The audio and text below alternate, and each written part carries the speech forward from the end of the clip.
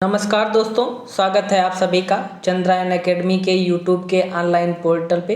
This is Chandrabhan from Chandrayan academy. आज का जो मेरा सेशन है वो होगा हिंदी भाषा और शिक्षा शास्त्र के 15 महत्वपूर्ण क्वेश्चन देखेंगे जो आपके लिए मोस्ट इम्पॉर्टेंट होंगे। सी टेट, यूपी टेट या DSSS या KVS, NVS या किसी भी अदर एग्ज़ाम का स्टेट का टेट एग्ज़ाम हो। देखेंगे पहला क्वेश्चन क्या है। दृष्टिबाधित देखेंगे पहला क्वेश्चन कि कहा गया है दृष्टिबाधित बच्चों को भाषा सिखाते समय उन्हें कक्षा में अलग बैठाना चाहिए ताकि उन पर विशेष ध्यान दिया जा सके। उन्हें विभिन्न भाषिक गतिविधियों में शामिल नहीं करना चाहिए। कम पाठों वाली पाठ्य पुस्तक का निर्माण किया जाना चाहिए। अधिक से अधिक मौखिक भाषा प्रयोग करना चाहिए। तो दृष्टिबाधित बच्चों को भाषा सिखाते समय क्या करना चाहिए ये बताना है। पहला ऑप्शन कह रहा है उन्हें कक्षा में अलग बैठाना चाहिए ताकि उन पर विशेष ध्यान दिया जा सके। अगर किसी बच्चे को अलग बैठाओगे तो उसमें आप विशेष ध्यान वाली बात नहीं, उसके अंदर नकारात्मकता आएगी। तो ये इसका राइट आंसर नहीं है, क्योंकि कहा गया है इनक्लूसिव समावेशी शिक्षा के अंतर्गत कर कहा गया है कि सामान्य बच्चा और विशिष्ट बच्चा, दिव्यांग बच्चा सब एक साथ मिलकर एक ही कक्षा में पढ़ेंगे। तो ये इसका ऑप्शन तो गलत है। विभिन्न भाषिक गतिविधियों में शामिल नहीं करना, हरे सब विषयों जो गतिविधि स्कूल में हो रही सभी विषयों में सारे बच्चों को शामिल करना है, ये भी ऑप्शन गलत है। कम पाठों वाली पाठ्य पुस्तक का निर्माण, ये भी कोई सही बात नहीं है कि कम पाठों वाली। अधिक से अधिक मौखिक भाषा का प्रयोग करना चाहिए, क्योंकि जो बच्चे देख नहीं सकते उनको बहुत सारे कॉन्सेप्ट हम उनको बोलकर सिखा सकते हैं। तो इसका राइट आंसर होगा क्वेश्चन नंबर फर्स्ट का option number D. Most important question था और इसका right answer option number D है।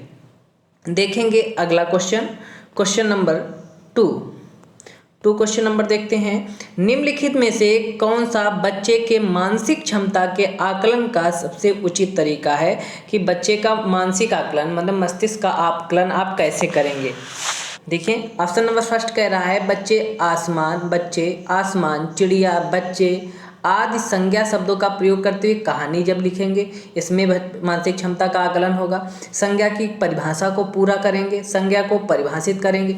देखो जो तीन इसमें ऑप्शन दिए गए हैं, पहला दूसरा ऑप्शन है संज्ञा को परिभाषित करेंगे।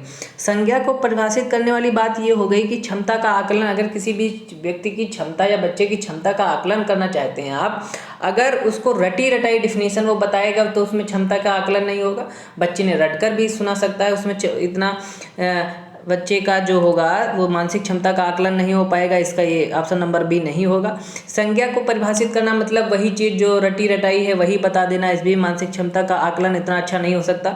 बच्चे आसमान, चिड़िया, बच्चे आज संज्ञा का प्रयोग करते हुए कहानी लिखे। जब वो अपने शब्दों में कोई चीज़ लिखेंगे तो उनके मानसिक सोचने की क्षमता, मानसिक चित्रण और वो बोलने का कौशल, वो लिखने की कला उनमें विकसित होगी और इससे क्या उसके मानसिक क्षमता का आकलन हम अच्छी प्रकार से कर पाएंगे।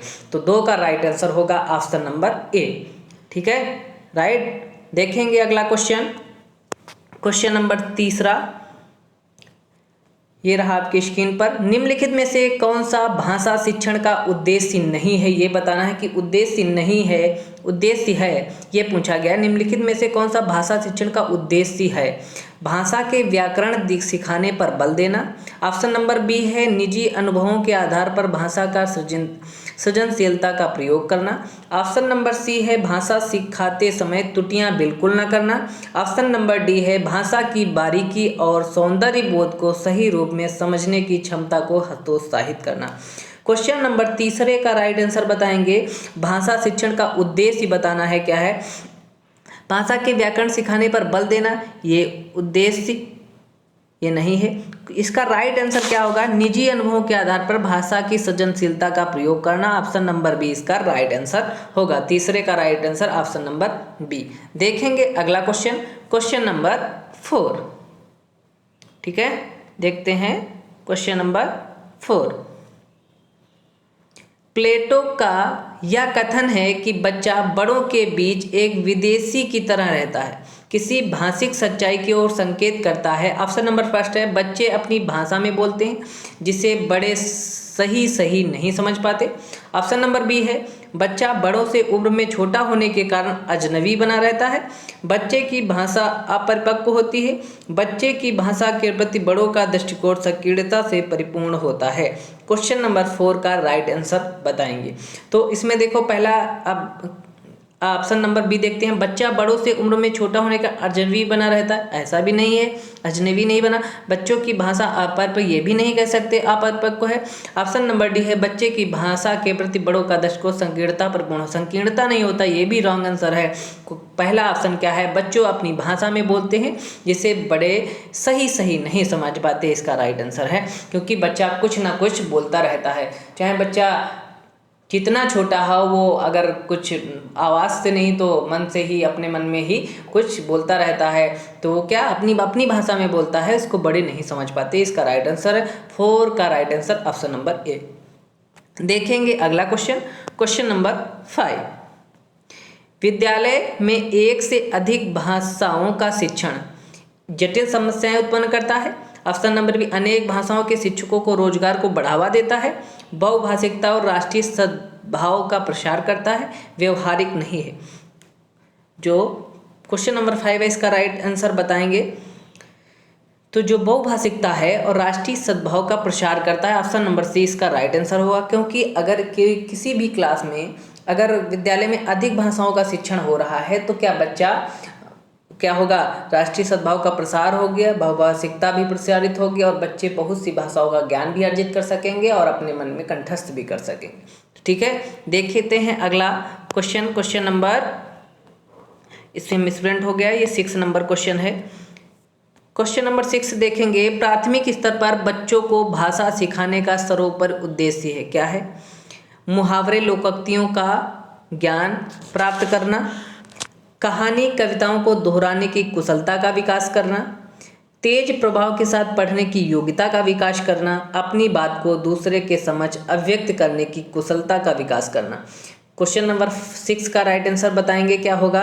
तो क्वेश्चन नंबर 6 यहाँ पे कर लेते हैं, ठीक है, इसका राइट आंसर क्या होगा। तो प्राथमिक से बच्चों को सर्वोपरि होगा क्या, ऑप्शन नंबर डी अपनी बात को दूसरों के समक्ष अभिव्यक्त करने की कुशलता का विकास करना, ऑप्शन नंबर डी इसका राइट आंसर होगा। देखते हैं अगला क्वेश्चन, क्वेश्चन नंबर 7। चोम्स्की के अनुसार बच्चों के पास भाषा सीखने की क्षमता जन्मजात होती है, अतः हिंदी भाषा की कक्षा में बच्चों को, ऑप्शन नंबर फर्स्ट है, विविध भाषा का प्रयोग से परिचय प्राप्त करने के अवसर दिए जाने चाहिए। ऑप्शन नंबर बी है, व्याकरण के नियम समझा दिए जाएं ताकि वे अपनी इस क्षमता के माध्यम से जल्दी भाषा सीख सकें। ऑप्शन नंबर सी है, सतत और व्यापक आकलन की प्रक्रिया में मुक्त रखे, उन पर अनावश्यक बोझ न डालें। ऑप्शन नंबर डी है, कुछ भी पढ़ाने की आवश्यकता नहीं है।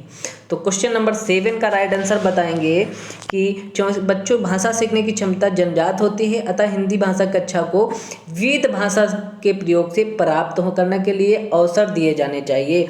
जब बच्चे को अवसर दोगे तो भाषा प्रयोग के, तो बहुत अधिक क्रियाशील रहेगा और बहुत जल्दी वो सीखेगा ही।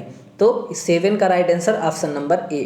देखेंगे अगला क्वेश्चन, क्वेश्चन नंबर 8। प्राथमिक स्तर पर भाषा शिक्षण का मुख्य उद्देश्य है 4 अक्षर वाले शब्द पढ़ लिख लेना, पाठ्य पुस्तकों के अंत में दिए गए सभी अभ्यासों को पूरा करना, दूसरों की बातों को धैर्य से सुनना और सुनी गई बात पर अपनी टिप्पणी देना, वर्णमाला को क्रम से याद रखना। तो क्वेश्चन नंबर 8 का राइट आंसर बताएंगे।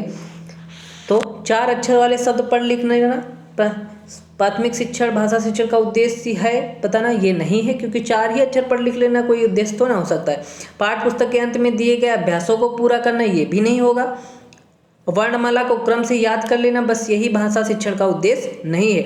इसका right answer option number C होगा, दूसरों की बातों को धैर्य से सुनना और सुनी गई बात को अपनी टिप्पणी देना, यह है भाषा शिक्षण का मुख्य उद्देश्य। क्वेश्चन नंबर 8 का right answer option number C. देखेंगे अगला क्वेश्चन, क्वेश्चन नंबर 9। भाषा के संदर्भ में स्कूली जीवन का या उच्च प्राथमिक चरण डैश डैश और डैश डैश के बोध की विकास की दृष्टि से अत्यंत महत्वपूर्ण है। भाषा, साहित्य और ऐतिहासिक, साहित्य बोध, सराहना बोध, ऐतिहासिक, साहित्य, सराहना, सामाजिक, सौंदर्य बोध, साहित्य बोध, सामाजिक, राजनैतिक। इसका 9 का राइट आंसर बताएंगे क्या होगा। तो 9 का राइट आंसर होगा ऑप्शन नंबर डी, साहित्य बोध, साहित्य बोध, सामाजिक, राजनैतिक। भाषा के संदर्भ में स्कूली जीवन का उच्च प्राथमिक स्तर चरण सौंदर्य बोध, साहित्य बोध और सामाजिक राजनैतिक बोध विकास की दर से अत्यंत महत्वपूर्ण है। ये फेल होगा इसमें। ठीक है, देखते हैं अगला क्वेश्चन, क्वेश्चन नंबर 10। भाषा सीखने सिखाने के संबंध में निम्नलिखित में से कौन सा कथन सही है। भाषा सीखने और सिखाने के संबंध में पूछा गया है। बच्चे स्कूल आने से पूर्व ही भाषाई पूंजी से लैस होते हैं, ऐसा है। बच्चे स्कूल आकर ही भाषा सीखते हैं, ऐसा है। बच्चे अपने परिवार से ही भाषा सीखते हैं, ऐसा है। बच्चे स्कूल में मानक भाषा का ही प्रयोग करते हैं। तो देखेंगे ऑप्शन नंबर बी से शुरू करते हैं।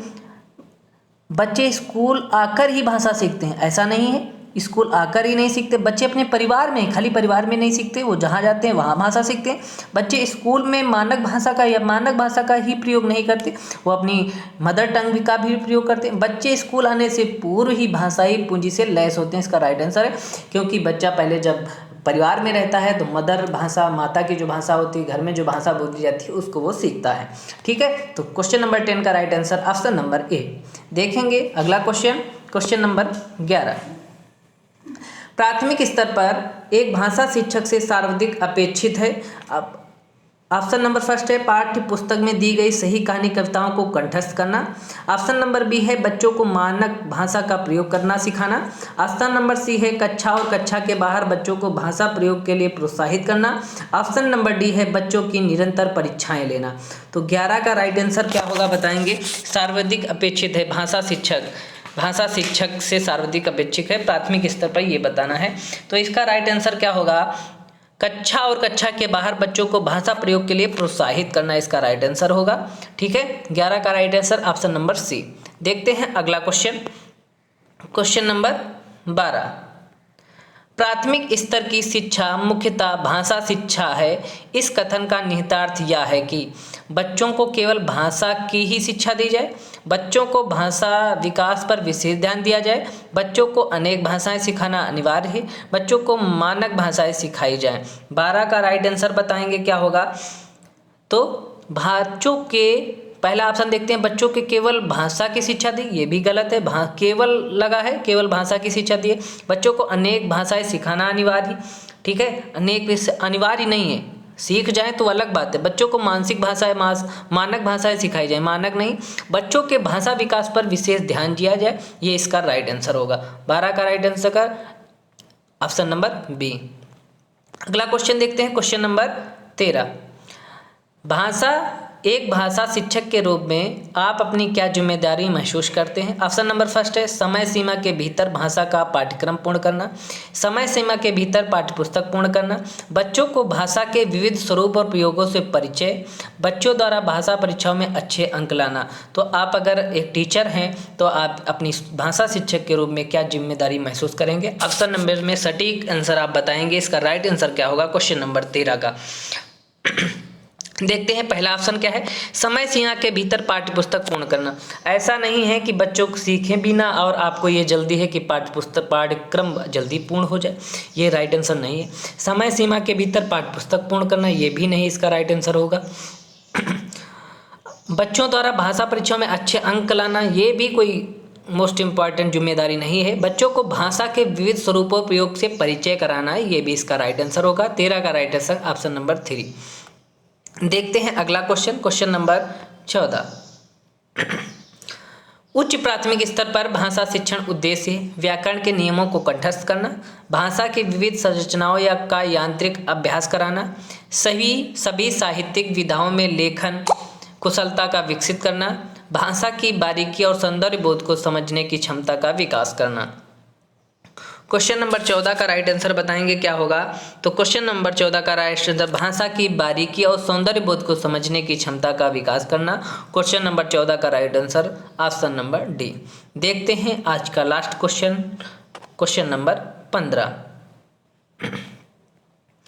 क्वेश्चन नंबर 15, भाषा विकास के संबंध में कौन सा कथन सही नहीं है। ये बताना है कौन सा कथन सही नहीं पर विशेष देना है। बड़ों का संपर्क भाषा विकास की गति को तीव्र कर देता है। भाषा विकास व्यक्ति सापेक्ष है। प्रारंभिक भाषाई परिवेश की समृद्धता भाषाई विकास में सहायक होता है। भाषा विकास व्यक्ति निरपेक्ष होता है। तो क्वेश्चन नंबर 15 का राइट आंसर क्या है? भाषा विकास व्यक्ति निरपेक्ष होता है, ये इसका राइट आंसर होगा। ये थे आज के 15 महत्वपूर्ण क्वेश्चन हिंदी भाषा एवं शिक्षा शास्त्र से। ऐसे ही महत्वपूर्ण श्रृंखला देखने के लिए चैनल को सब्सक्राइब करें, बेल आइकन को प्रेस करें, जिससे कि आपको लेटेस्ट वीडियो जल्द से जल्द मिलती रहे।